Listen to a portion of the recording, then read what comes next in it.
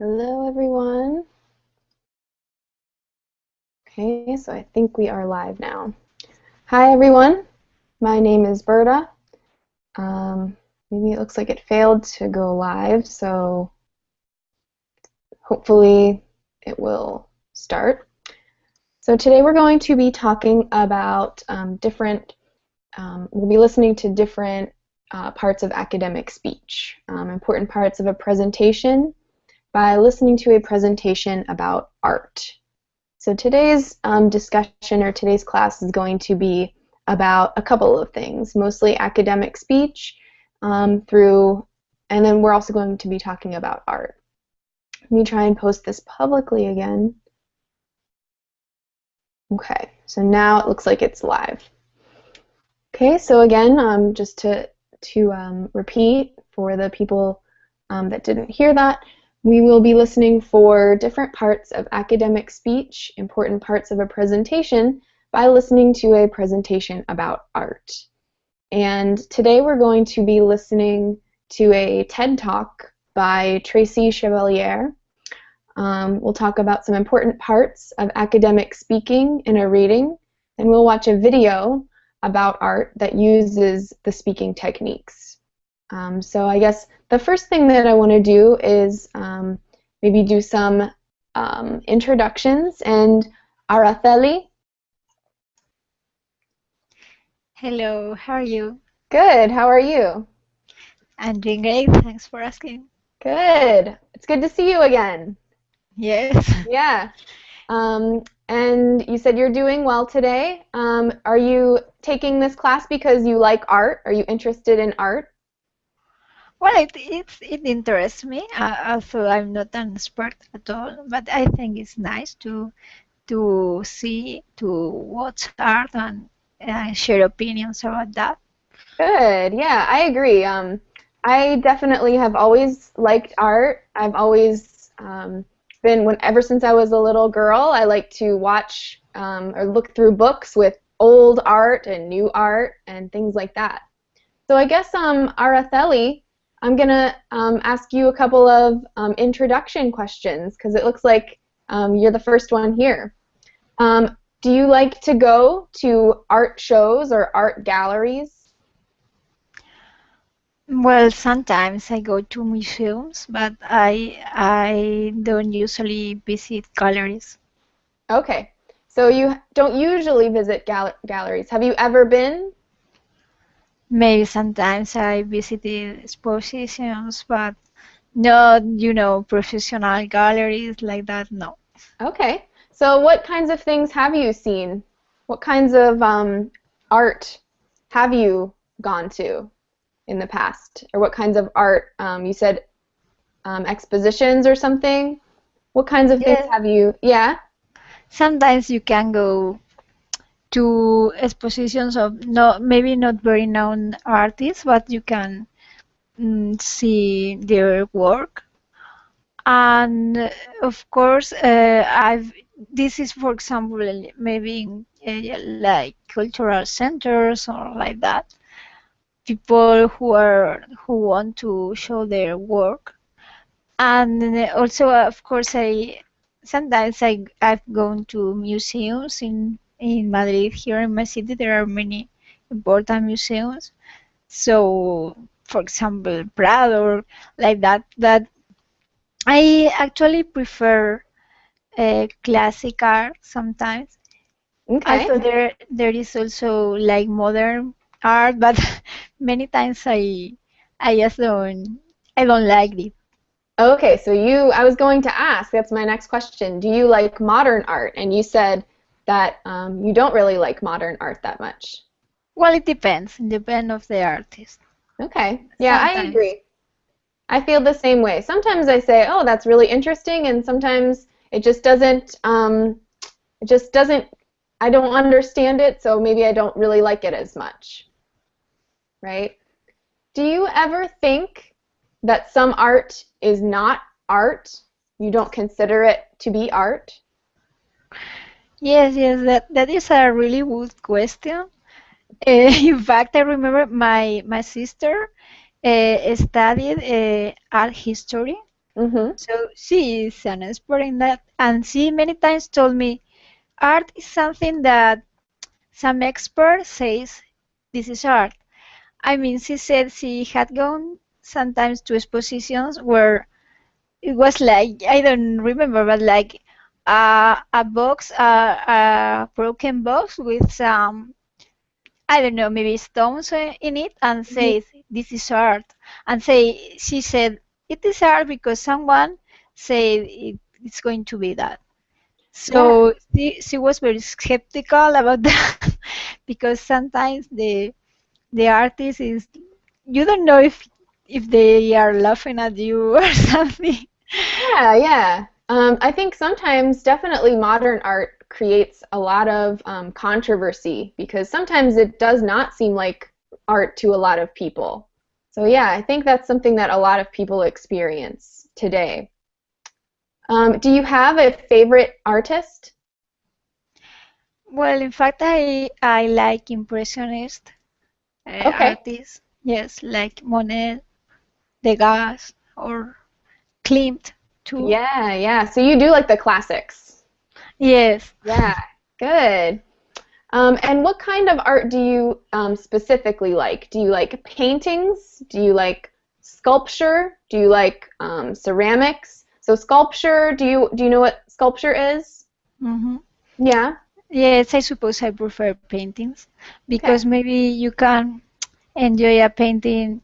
Also, you are not able to buy it, but you can have a reproduction at home. So I think maybe that's the reason why people know many famous or known paintings. But yes, Mhm. for sculptures, you can watch a picture, but I think it's not the same thing like seeing it, Okay. in a museum. Yeah, yeah, I agree. So that's something I hadn't thought about. So I agree. I like paintings a little bit more. But I think that that's because, yeah, you can sometimes take it home with you, even though you can't take the original home with you. You can have your own version of that painting. But it's harder to get your own version of a sculpture, right? Good. Do you think that anyone can be an artist, or do you think that you need special talent to be an artist? Is my last question for you. Hmm. I think you have to be very talented to be a real artist. And I think some people are really creative, but not everyone. Yeah, And also, I suppose you have to work hard if you want to improve. Sorry. that's okay. I heard someone, yeah, someone Yeah, likes art my over kids there. here.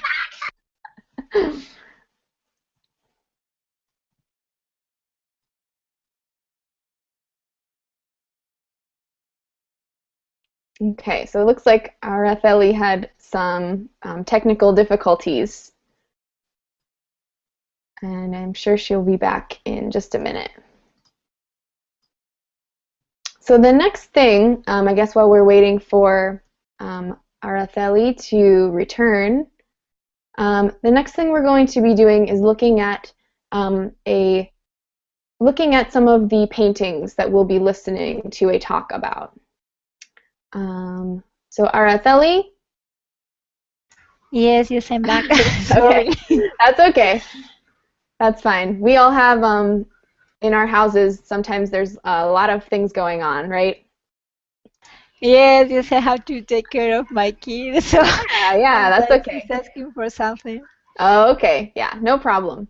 So I guess the next thing that we can talk about is I have a couple of, I want to look at the paintings that we're going to be listening to a short video about. Well, the video is about 15 minutes long. So I guess for today, what we're going to be doing is first I'm going to be showing you some of the paintings that we're going to be listening to a talk about.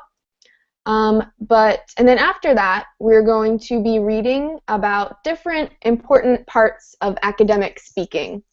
And then after that, we'll be listening to a short video. And I sent you the link, so were you able to find or access the link that I attached in this class? Aratheli?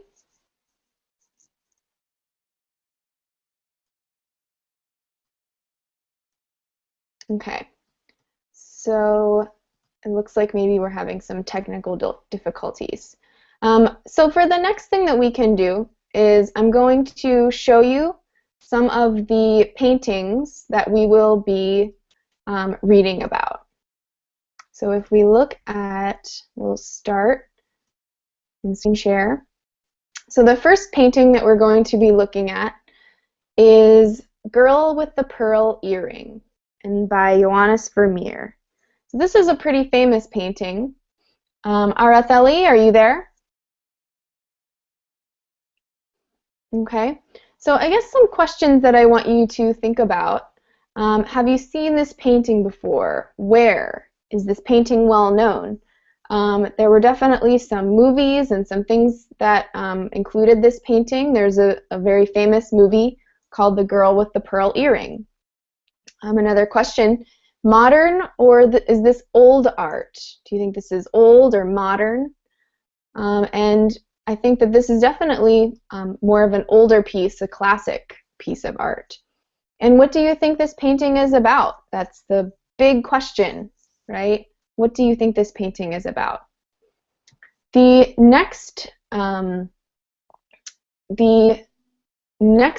one that we're going to be talking about is Boy Building a House of Cards, and this is by Chardin. Again, what do you think this painting is about? There are a lot of different interpretations of this painting. Do you think that this is an old or a new painting?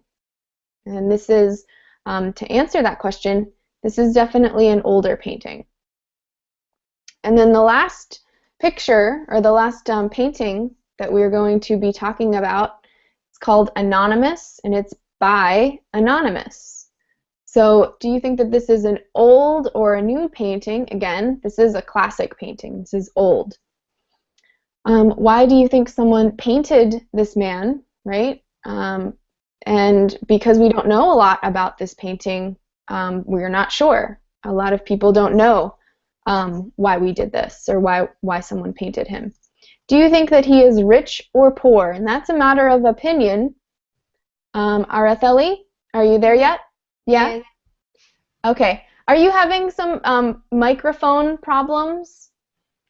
No, I'm sorry. I had to leave again, so Oh, that's that's okay. why. Yeah, that's No. okay. If you need to do that, that's fine. I might just keep going with the Yes, lesson if sorry. you do. I write it in the chat box if I have to leave again. Okay, yeah, Okay. that's fine. Totally fine. So did you hear what I was saying about these paintings? Yes, I was. I came back when you were talking about the girl with the pearl ring or the Oh, pearl okay. earring. Yeah. Yeah. So let me go up to this one. Have you seen this painting before? Yes, I have seen it, Yeah, but I don't remember the author. But Yeah, so we know it's Johannes Vermeer, and this okay. is a famous painting. It's pretty famous.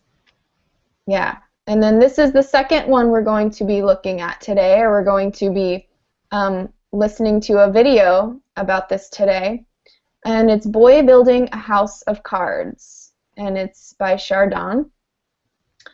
And then this is the last painting, and it's called Anonymous, and it's by Anonymous. And anonymous means we don't know. We don't know who this is, and we don't know who painted it. So there's a lot of questions about this painting. Aratheli, do you think that this is an old or a new painting? I suppose it's an old painting, but Mm-hmm. so it's a self-portrait or is a portrait of anyone else? So we don't know. We don't know if it's a self-portrait. We think it's probably not, that it's probably was done by someone else. But yeah, we don't know. It's very mysterious. Mm. Do you think that this person is rich, or do you think that they are poor? I suppose he's rich. First, because of the way he's dressed, and second, because if you have money to pay someone to to make a portrait of you, you Yeah. have to be rich. Yeah. I agree. That's probably true about back then. They probably needed a lot of money, or that you probably had some money if you could pay someone to paint you. So yeah, good. Any questions or anything you want to add about any of these? Okay. So I I'm don't know, going the to, second one, the yeah, one about the boy who is making it's a tower of cars or something like that, a yep, castle. yep.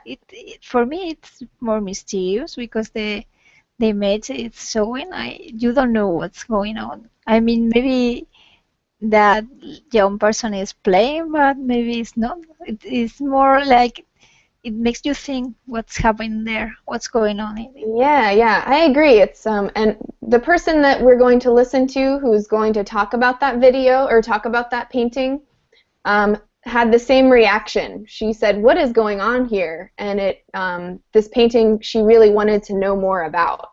She wanted to know the story behind it. So the next thing we're going to do is a little bit about, we're going to look at academic speech.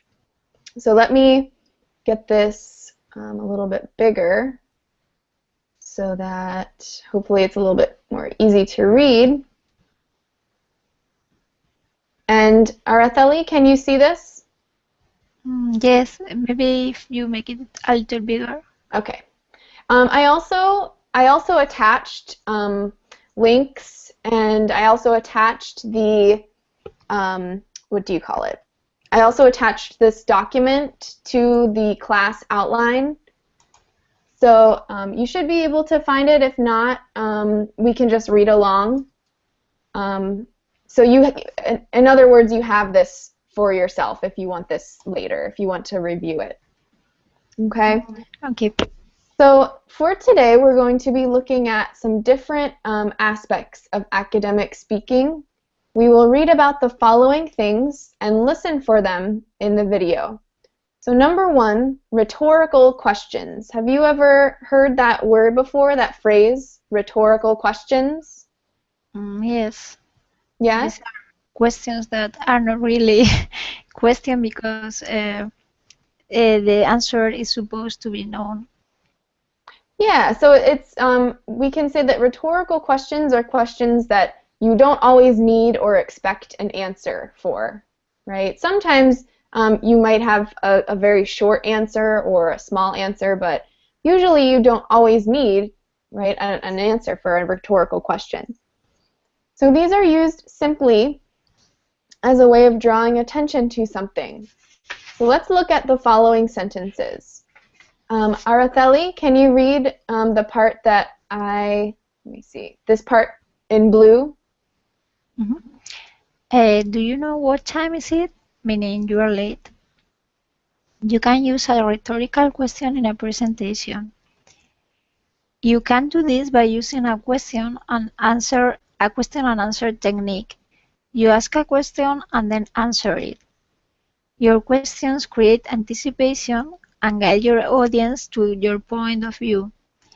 You can also ask the audience a question that is only meant to get them to raise their hands. Okay, so the following sentences, or the sentences that you just read, are examples.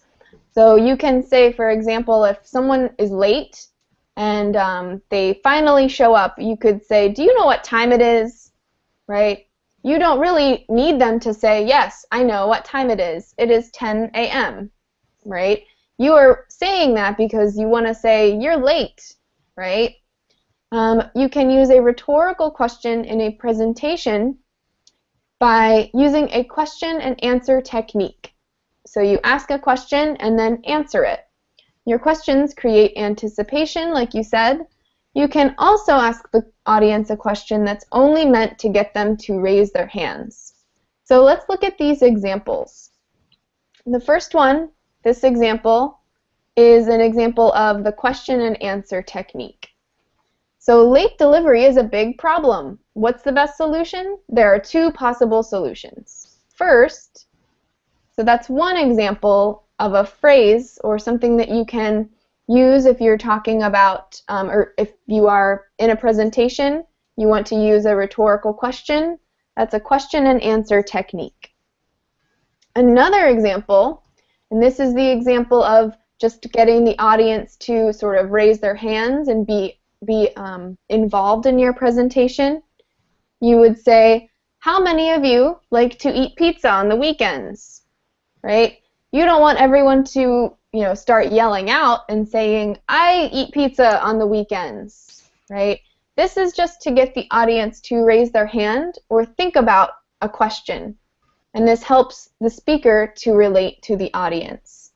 So this second example is one that I want you to remember because it's one that you will hear a very similar rhetorical question when we are listening to when we're watching the video that I attached in this presentation. And it looks like we have someone joining us, Mirza. Mirza, can you hear me?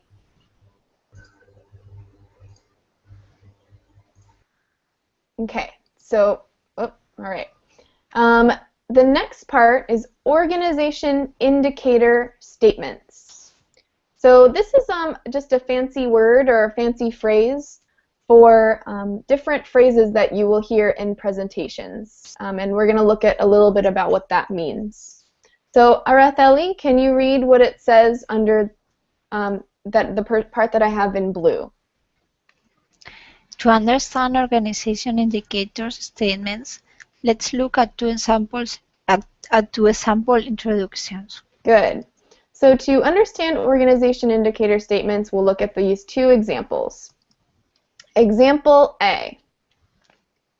Following graduation, Sonia first worked as a lab technician. Then she was promoted to lab supervisor, and after that, she became a lab instructor. So that's one example. Example B.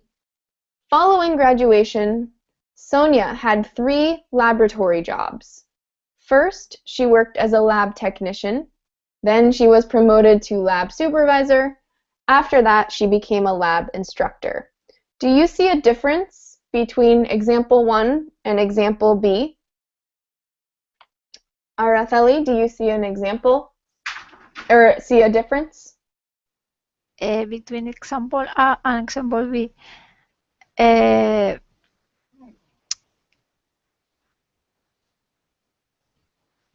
Yes, that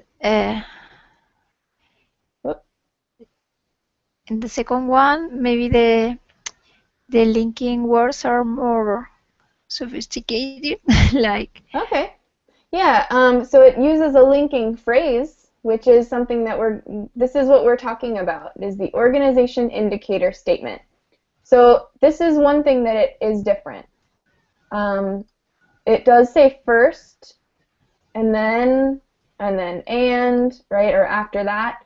But the organization indicator statement is right here.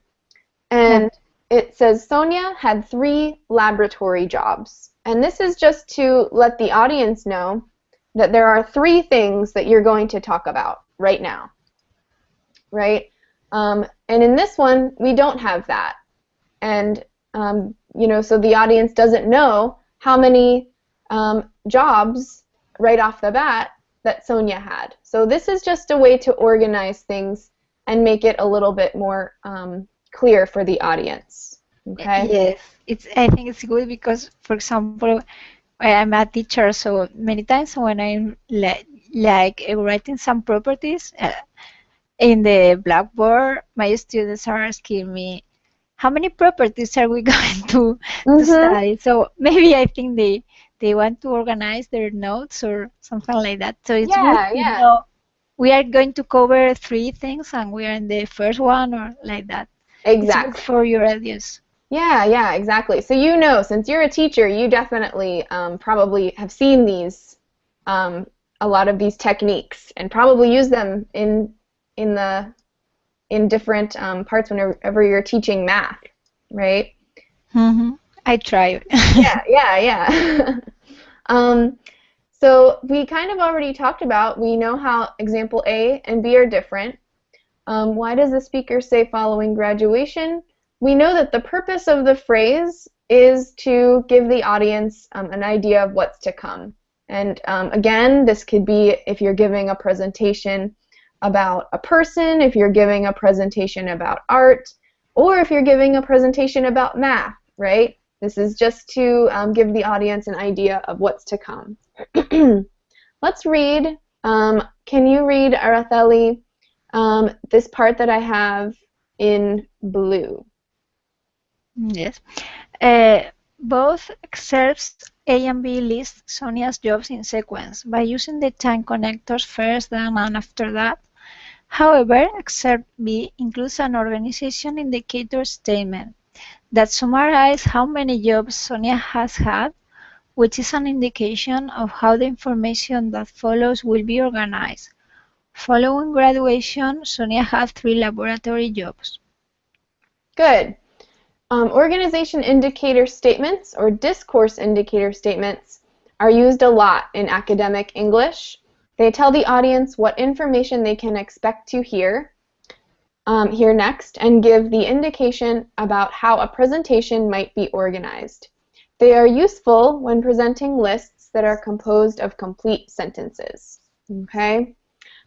And then let's look at the next part, descriptive words. So we also hear maybe descriptive adjectives. So Araceli, do you know what an adjective is? I think you do, but yeah. So can you give me an example of an adjective? An adjective is a word that is with a noun and describes some quality. For example, I don't know, gorgeous. Oh, gorgeous. Yeah, gorgeous. Yeah. Something is like very beautiful, gorgeous, right? Good. That's a perfect example of an adjective.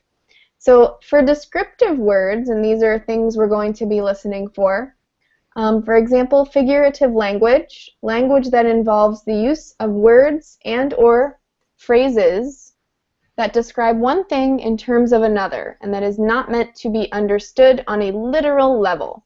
Okay, so figurative language involves some sort of imaginative comparison. And for example, things like simile, metaphor, personification, hyperbole, and puns. So we're not going to go into detail about these, but things like she was as beautiful as the sun, right, are examples of figurative language. Descriptive language, language intended to create a mood, person, place, thing, event, emotion, or experience. So descriptive language uses images that appeal to the reader's senses, or the audience's senses in this case, helping the reader to imagine how a subject looks, sounds, smells, tastes, or feels. In this example, the speaker is going to be describing different paintings, and she'll be using a lot of descriptive language. So an example, what are some descriptive adjectives? For example, the lake was sparkling green, okay, or sparkling blue. So descriptive language just describes something using a lot of good adjectives, okay? Any questions about that, Araceli? No, I have no questions. Okay, good. Pointing with words, number 4. Can you read what it says in blue, please? Point words are words like this, and that. They help the speaker show what the audience should be looking at or paying attention to. Good. So words like this, these, and that, and they help the speaker show what the audience should be paying attention to. For example, if you want to say, or if you're listening to a presentation and they say, this is a, hat, or these are the blah, blah, blah. Here you have the top of the painting, or this is the blank here, and that is something else there. These are different pointing with words phrases, okay? And we hear them a lot, but it's important to pay attention to them whenever you are listening to a presentation. Introductions. So if we're talking about an introduction in a presentation, it is the first part of a presentation. Its job is to set up the audience to understand what will be in the rest of the presentation. So some tips for giving academic introductions. Let's read this section of bulleted points. So Araceli, can you read the bulleted points right there that I have highlighted in blue? Use stories, quotes, or personal experiences to get audience attention. Good. State your topic and point out why it is important. Clearly explain your purpose. Provide important definitions and background information. And preview your speech. Use organization indicator statements. Okay, now that we know what an organization indicator statement is, we know what that means. Saying there are 3 main things, okay, or something like that. So you can use stories or personal experience, state your topic, explain why it's important to you, okay, and explain why you are presenting. Some examples of good intro strategies or introduction strategies. Use an attention grabber, maybe pictures or quotes or something at the beginning. Surprise the audience with startling information or surprising information. Tell a short story or anecdote. That's the word for a short story about yourself. Introduce a problem or ask a series of questions. And you might hear one of these when we watch our example presentation. Last, let's read about conclusions. The conclusion of a talk comes at the end of a presentation. So here are some tips for ending a presentation successfully and things that you will hear in our presentation or in the presentation that we'll be listening to. So summarize the main points of your speech. Okay, restate your purpose, restate why it's an important thing to be listening to. Be clear about what you want your audience to feel, think, and do. And then wrap it up, which means give closure to your speech. Use linking words and phrases like in conclusion, right? Inspire your audience and make them remember you, okay? So those are different things about conclusions and introductions that you'll be listening to. And it looks like Araceli had to leave for a couple of minutes. The next thing that we're going to be doing is looking at some questions that we will be answering when we are listening to the TED Talk about art. So let me pull up our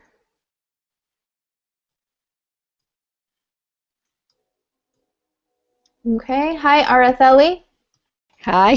No, that's okay. We just finished up. We talked about conclusions and introductions. Do you have any questions about that? No. Okay.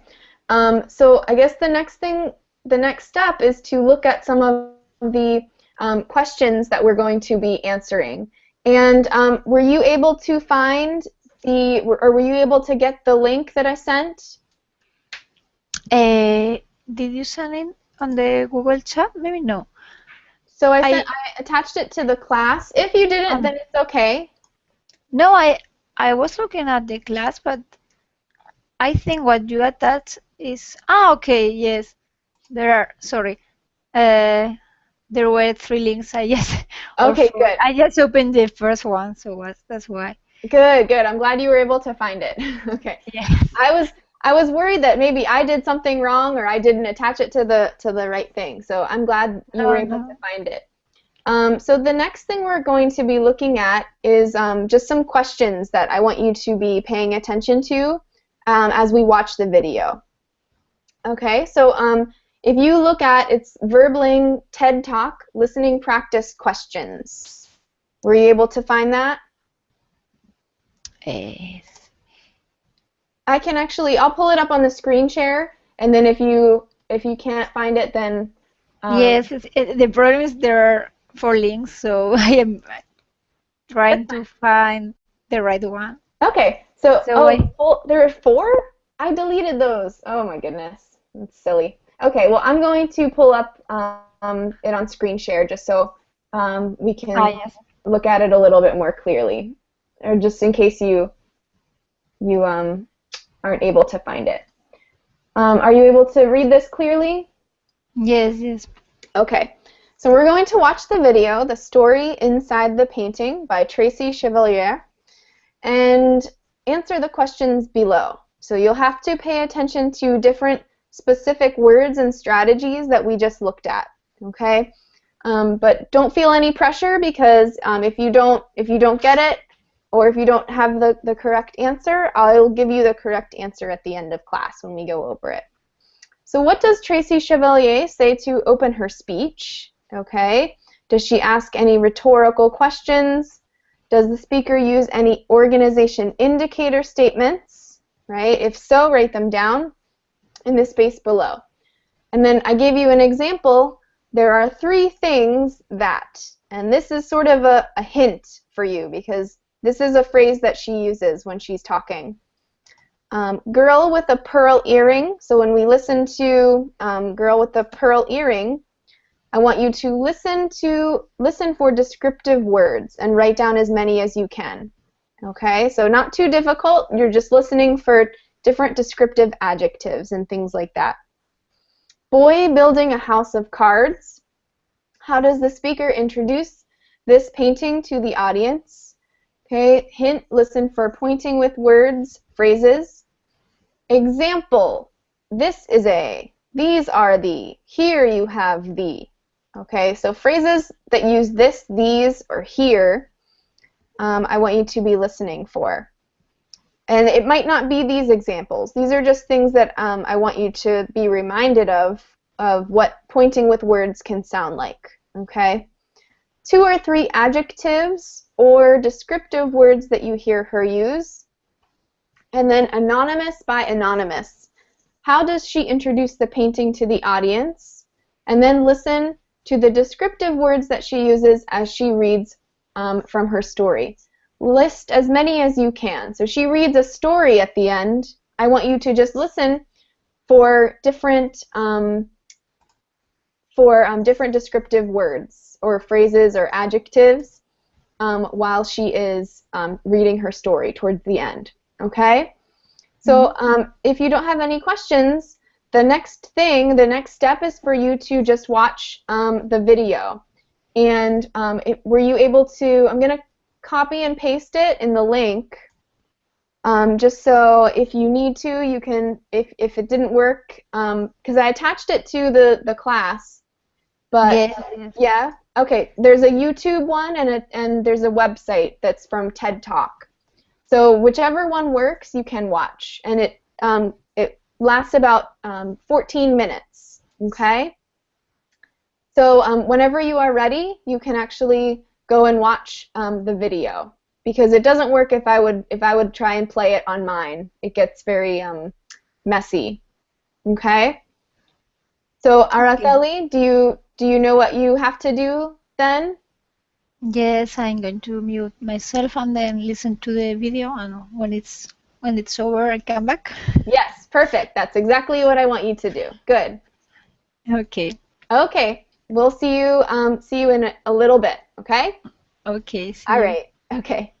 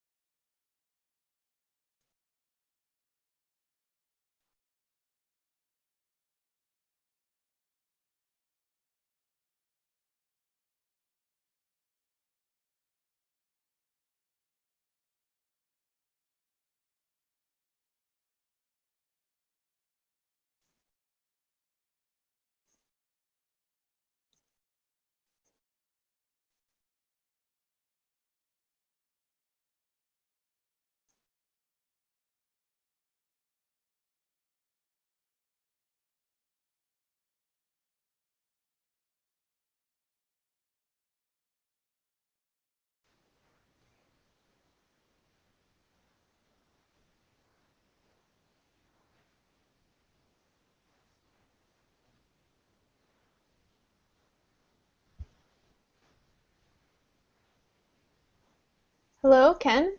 Yes, hello. Hi. How are Hi. you? Yes, I'm fine. Sorry for late appearance. It's okay. So we're watching a video right now. Okay. We sort of only have a couple of minutes left of class, but Mhm. it's a video. I put it in the link, or Mhm. I put the Yes. link in the chat. So if you want to watch it later, if you want to look at the papers that I attached or the Mhm. documents that I attached and try and complete the activity on your own, Mhm. you're certainly welcome to do that. Just because we only have a couple more minutes left of Okay. class, Okay. but you're welcome to listen to some of the listen to us come up with the answers because Aratheli is going to be answering some of the questions when she comes back. Okay. Okay? Thank you very much. Okay. Yeah, Thank you very much. sure. Yeah, no problem. Um, yeah.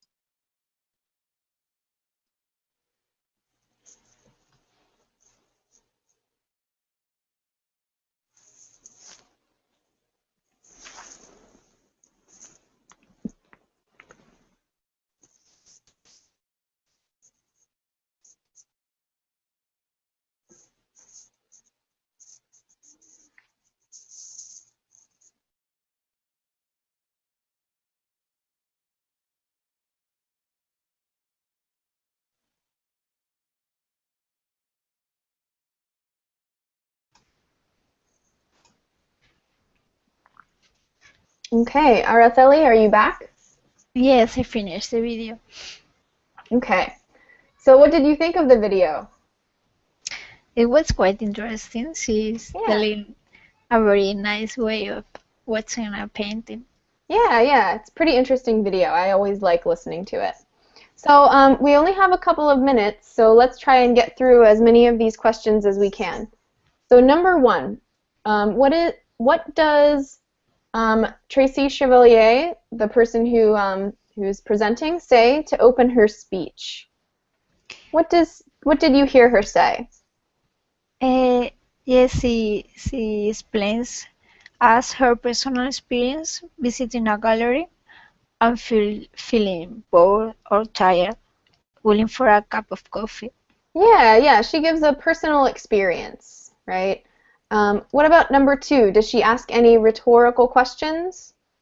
Yes, quite many. I wrote them down. For example, she asked, "How many of you had experienced gallery fatigue?" Yeah, exactly. I'm typing it out. How many of you out there have experienced, and then she says gallery fatigue, right? Yeah, good. Did you hear any others?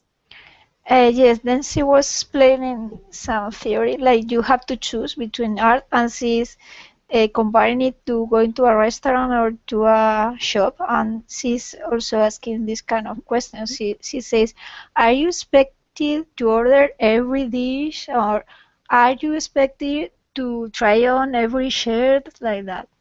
Yeah, exactly. Good. I'm glad you heard that one. She says, are you expected to, buy everything? Are you expected to try on every shirt? So yeah, good. Good listening. Does the speaker use any organization indicator statements? Did you hear any? Mm, Whoops.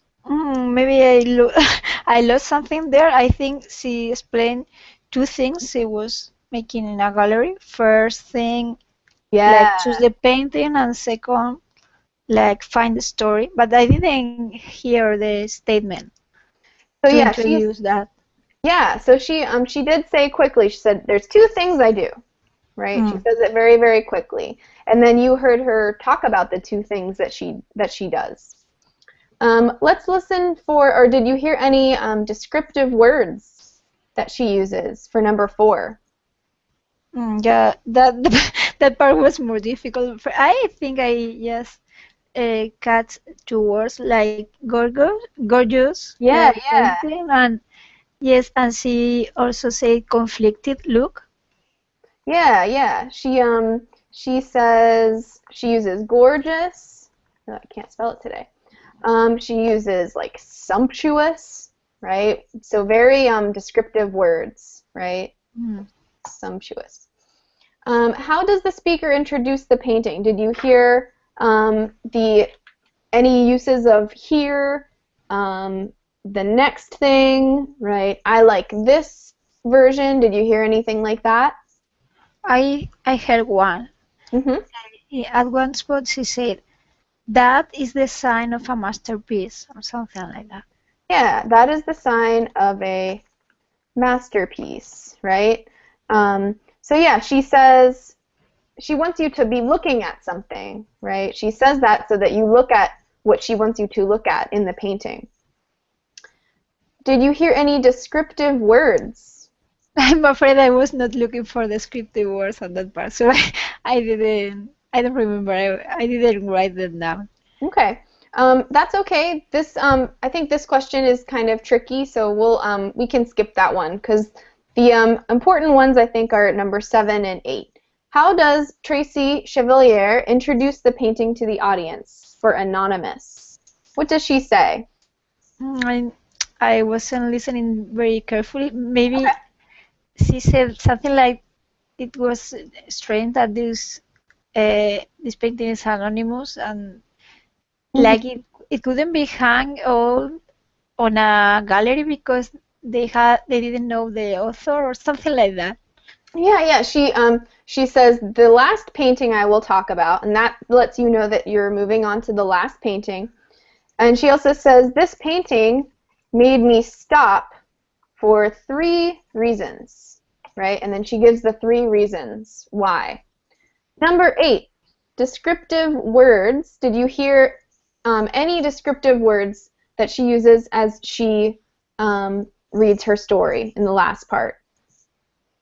I heard, for example, when she describes the painting, she says beautiful, happy, Yeah, disconnecting, yeah, blushing. exactly. Beautiful, blushing, right? Things like that.